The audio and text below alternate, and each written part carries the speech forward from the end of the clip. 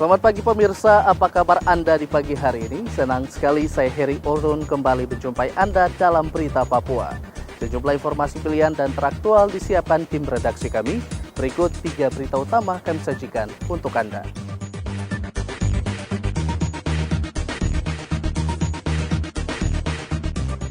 Ditabrak pengendara mabuk, seorang polisi Pamong Praja di Mimika meninggal dunia. Kabur dari lapas narkotika Doyo, Kabupaten Jayapura, dan edarkan ganja, seorang narapidana diringkus polisi. Ratusan penumpang kapal motor Doro Londa dites antigen di Pelabuhan Jayapura.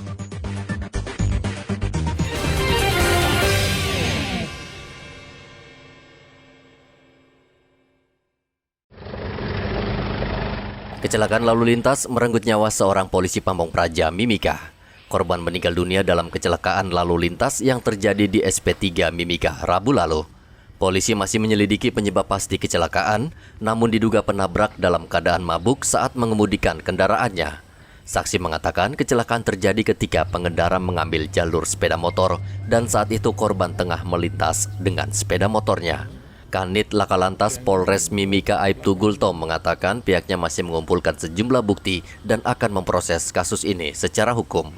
Yang bertempat di Jalan Cendrawasih, tepatnya di depan Rumah Negara, SP3, antara sepeda motor Honda CBR warna merah hitam, nomor polisi PA 2549MA, dengan sepeda motor Honda Vario 150 warna putih hitam tanpa TNKB.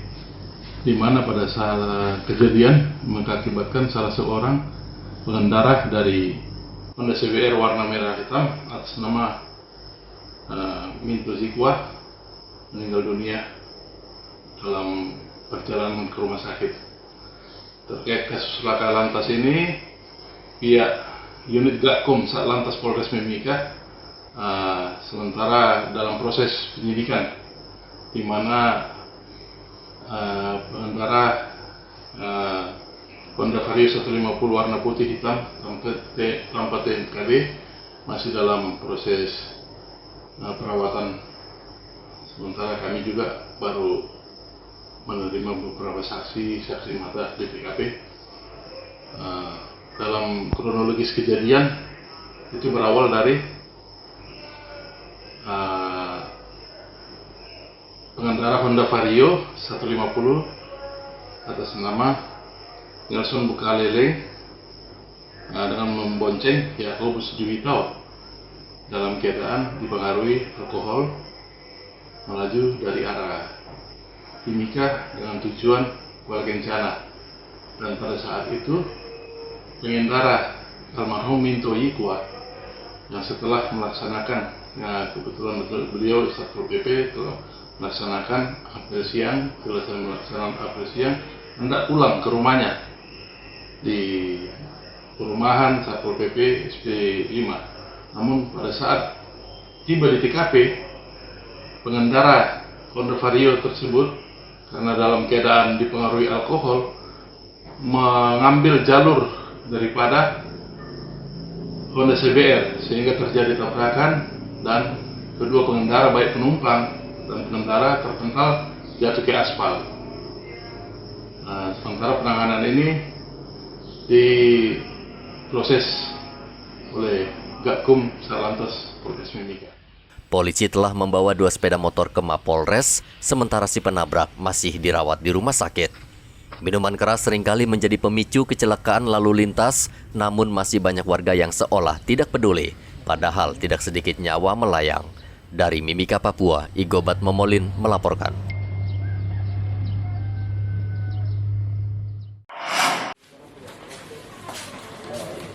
Yesman, buronan narkotika yang kabur dari lapas narkotika Doyo Sentani, Kabupaten Jayapura, akhirnya diserahkan kembali ke lapas. Pemuda tersebut rupanya tidak kapok. Ia kembali ditangkap polisi Senin lalu di Ifar Gunung dengan kasus yang sama, yakni mengedarkan ganja. Yesman harus kembali mendekam di sel penjara hingga tahun 2026. Yesman diketahui kabur dari lapas 10 Mei 2021. Selama 8 bulan menghilang, pemuda ini malah kembali menjual ganja. Polisi menyita 24 gram ganja siap edar dari tangan pelaku. Polisi tetap akan memproses kasus kepemilikan ganja dan Yesman juga wajib menjalani sisa hukuman di lapas dalam kasus yang sama. Setelah kita cross-check dengan data yang ada, ternyata yang bersangkutan merupakan narapidana yang melarikan diri dengan kasus yang sama juga terkait dengan narkotika. Nah, pada kesempatan ini kami perselisihan ini sekaligus nanti kita akan menyerahkan yang bersangkutan ke lapas untuk menjalani sisa hukuman. Namun dalam pelaksanaannya tetap perbuatan melawan hukum terkait dengan tindak pidana narkotika tetap kita akan proses lanjut. Tentunya ini menjadi atensi kita karena memang ada beberapa transaksi penggunaan narkotika jenis ganja yang memang berada di wilayah hukum Polres Setan Jayapura. Karena kita tahu bahwa kita juga sebagai daerah transit ataupun perlintasan dengan semua jenis transaksi-transaksi yang ada. Dan alhamdulillah kami berhasil menangkap 2 orang, dibantu juga dari kepolisian, dan terhitung hari ini berarti sudah 3 orang yang tertangkap. Oleh karena itu kami ucapkan terima kasih bantuan dari kepolisian untuk kami sama-sama selalu kerjasama dalam penanganan narkotika di lapas peredaran maupun lalu lantas. Warga binaan memang masih menggunakan ganja, ya kami minta dukungan dari kepolisian untuk bisa membantu kami dalam memberantas peredaran narkoba di dalam lapas. Pelaku dijerat dengan Undang-Undang Narkotika dengan ancaman hukuman penjara maksimal 12 tahun. Arthur melaporkan dari Jayapura, Papua. Modus pengiriman narkoba melalui jasa ekspedisi seringkali terjadi. Timo, seorang pemuda, diringkus polisi di Jalan Wosi, Kabupaten Manokwari, Rabu lalu. Ia ditangkap saat hendak mengambil paket kiriman di sebuah perusahaan ekspedisi. Belakangan diketahui, ternyata paket tersebut berisi sabu-sabu seberat 3,42 gram yang dikemas di dalam boneka dan dikirim dari Makassar, Sulawesi Selatan. Kasat Narkoba Polres Manokwari Ibtu Masudi mengatakan pelaku termasuk licin karena sejak lama polisi mengendusnya. Namun baru kali ini ia tertangkap tangan. Yang pertama itu sempat terendus namun tidak dapat kami amankan. Nah, yang kedua kali inilah pada yang bersangkutan kemudian bisa diamankan.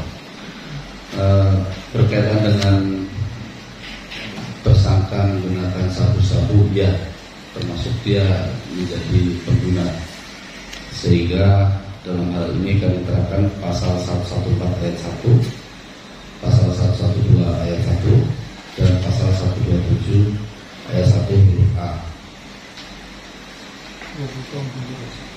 Ancaman hukuman di atas 5 tahun. Di Manokwari sudah 2 kali, berarti ada jaringannya di sini. Jadi dia melihat peluang di Manokwari, yang notabene dia punya teman banyak yang menggunakan barang itu, sehingga yang bersangkutan mencoba-coba untuk mendatangkan dari Makassar untuk diedarkan di Manokwari. Karena dilihatnya hasilnya yang menggiurkan, sehingga nekat untuk mengedarkan di Manokwari. Sekarang udah jual berapa ya? Untuk di Manokwari sendiri diedarkan dengan harga antara 2,8 sampai 3 juta per gram. Tetapi biasanya oleh yang bersangkutan itu dipecah. Pengedar mengaku menjual sabu-sabu 1 juta rupiah per paket, sehingga dalam sebulan ia bisa meraup keuntungan hingga 10 juta rupiah. Timo dijerat dengan Undang-Undang Narkotika dengan ancaman hukuman penjara 12 tahun. James Aisoki melaporkan dari Manokwari, Papua Barat.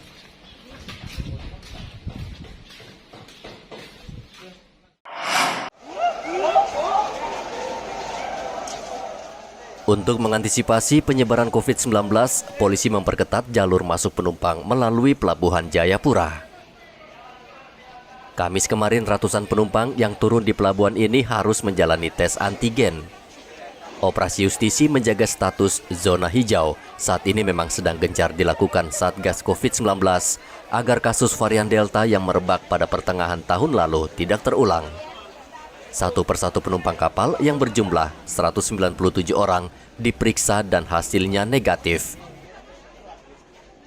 Saat ini varian baru Omikron tengah merebak di Pulau Jawa dan dikhawatirkan bisa masuk ke Papua bila pengawasan jalur masuk melalui pelabuhan tidak diperketat. Justisi terhadap penumpang-penumpang yang turun dari kapal Melabobar. Saat ini termonitor sekitar 100 orang yang turun, baik itu dari pelabuhan luar Papua maupun dari pelabuhan Papua. Sedangkan dari yang naik dari luar Papua, tadi sudah langsung dilakukan rapid antigen. Dari jumlah rapid antigen 197, semuanya negatif. Jadi untuk kegiatan justisi kali ini tidak dijumpai penumpang yang positif, semuanya negatif. Saat ini kasus COVID-19 di Kota Jayapura hanya 1 orang dan pasien tidak bergejala dan masih menjalani karantina mandiri. Sejak Oktober tahun lalu, pasien COVID-19 di Jayapura dikatakan 0 dan baru pekan ini muncul kembali kasus baru. Arthur melaporkan dari Kota Jayapura, Papua.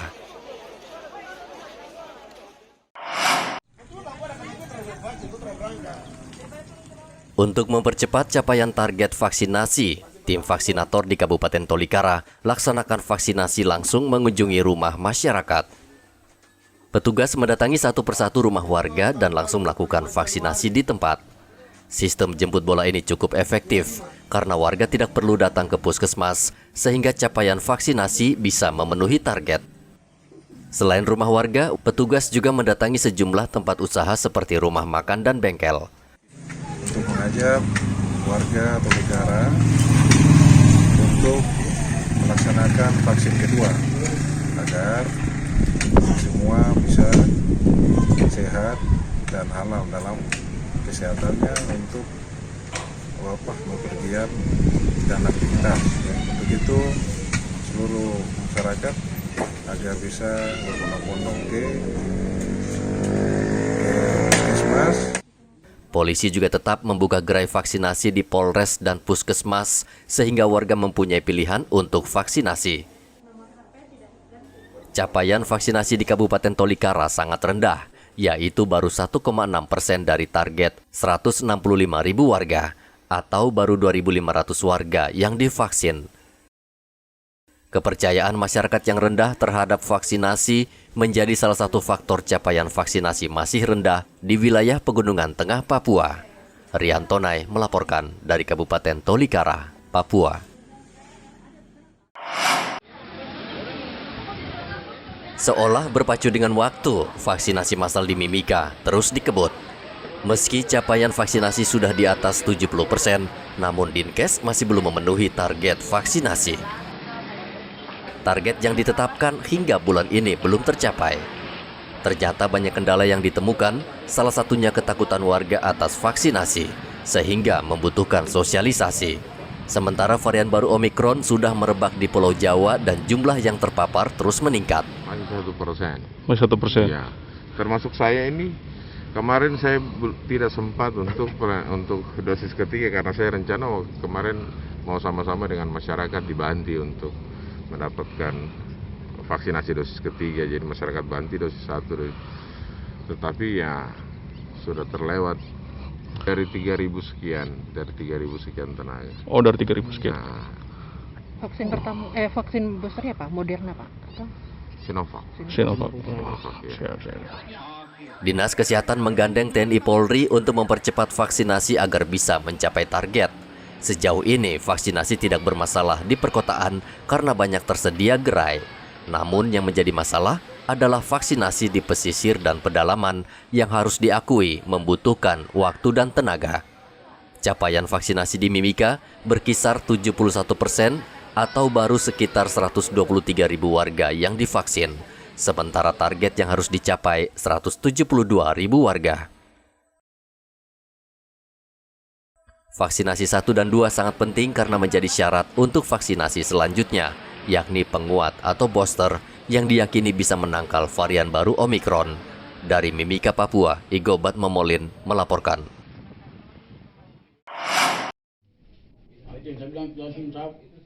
Gara-gara ponsel, 2 pemuda bertikai dan hampir saja terjadi pertumpahan darah.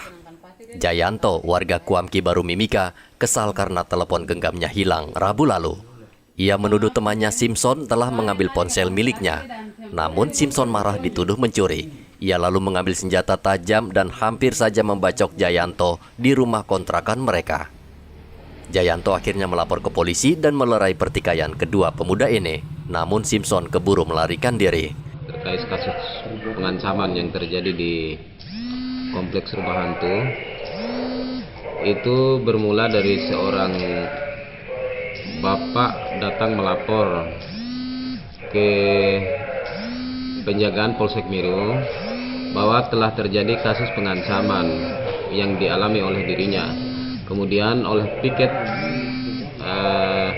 Polsek Mimika Baru memanggil Kijang Patroli Miru yang pada saat itu sedang melaksanakan giat patroli. Lalu direspon oleh Kijang Miru. Kemudian pada saat di TKP tempat kejadian perkara, kami menanyakan tentang apa yang terjadi. Ternyata masalah tersebut bermula dari kehilangan HP. Seorang warga yang tinggal di tempat kehilangan 1 unit HP, lalu menuduh si bapak yang melapor tersebut. Dengan dasar itu, kemudian beliau tidak terima dengan tuduhan itu, lalu datang ke kantor polisi, kemudian melaporkan peristiwa tersebut.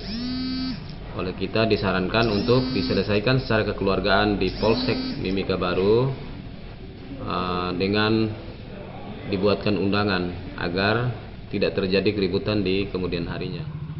Saat ini polisi masih menunggu kehadiran Simpson untuk dimintai keterangan dan memberikan klarifikasi. Dari Mimika, Papua, Igobat Momolin melaporkan.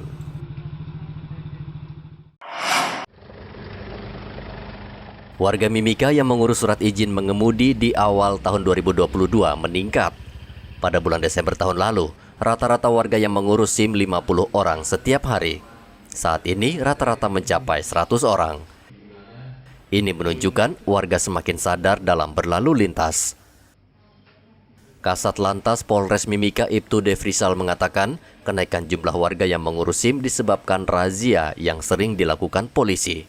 Perlu diketahui bahwa untuk pelayanan SIM di Satpas Polres Mimika ini sejak pindah dari kantor Satpas lama di Jalan Budi Tobo ke Jalan Wage Rudolf Supratman, untuk pelayanan daripada pembuatan SIM bagi masyarakat Kabupaten Mimika itu berjalan dengan lancar, yang mana awalnya dari anggota menyampaikan akan terjadi penurunan, yaitu akan terjadi penurunan dikarenakan lokasi baru yang akan menjadi ketidaktahuan daripada masyarakat yang akan membuat SIM, yang mana Jalan Budi Tomo yang dulu adalah tempat di mana pembuatan SIM ya Satpas Polres Mimika yang lama itu yang sudah familiar, namun berbeda kenyataannya dengan apa yang diragukan oleh Satuan Lalu Lintas, bahwa malahan dengan berpindahnya kantor Satpas di Jalan Wage Rudolf Supratman, di mana lokasinya yaitu Bundaran Petrosi tembus ke Jalan Hasanuddin. Nah, itu malahan lebih didominasi oleh para masyarakat yang mau melengkapi dirinya untuk mempunyai legitimasi di dalam mengemudi, yaitu untuk bisa mendapatkan surat izin mengemudi itu sendiri. Untuk target di sini kita menyesuaikan dengan perekonomian daripada masyarakat, yang mana harga SIM itu sendiri sudah ditetapkan di dalam PNBP ya, penerimaan negara bukan pajak, di dalam peraturan pemerintah nomor 67 tahun 2021 ya, tentang PNBP daripada surat izin mengemudi maupun PNBP lainnya di lingkup Kepolisian Negara Republik Indonesia. Mengurus SIM tidak sulit, bahkan lebih dipermudah. Warga hanya diwajibkan membawa KTP dan surat kesehatan dari puskesmas atau rumah sakit. Untuk SIM motor, warga wajib membayar Rp110.000 dan mobil Rp220.000. Dari Mimika, Papua, Igobat Momolin melaporkan.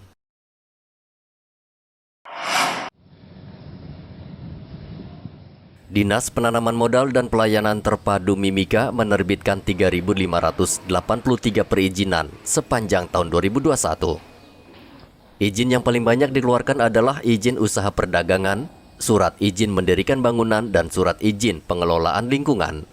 Kepala Dinas Penanaman Modal dan Pelayanan Terpadu Wilemna mengatakan saat ini pengurusan izin tidak lagi dilakukan secara manual, melainkan secara daring untuk meminimalisir suap. Januari sampai 30 Desember itu sebanyak 3.583 izin yang keluar.